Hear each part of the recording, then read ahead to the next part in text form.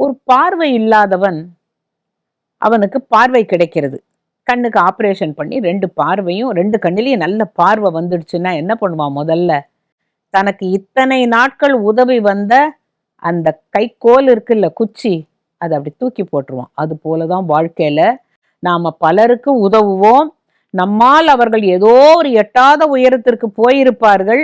ஆனால் அந்த உயரத்துக்கு போன பிறகு, அன்னைக்கு உனக்கு நினைவு இருக்கா, நீ இந்த ஊர்ல ரொம்ப கஷ்டப்பட்ட போது நான் எங்க அப்பா கிட்ட இருந்து, அப்படியா, ஓ எனக்கு நினைவே இல்லையே, ஓ அப்படியா அப்படிம்பாங்களே தவிர, ஆமாப்பா நீ இல்லாட்டா நான் இன்னைக்கு இல்லைன்னு யாரும் சொல்ல மாட்டாங்க. அதனால கண் பார்வை இல்லாதவனுக்கு கண் பார்வை கிடைத்து விட்டால் முதலில் அவன் தூக்கி எறிவது இவ்வளவு நாட்கள் பயன்படுத்தி கொண்டிருந்த குச்சிதான் என்பதை நாம் புரிந்து கொள்ள வேண்டும்.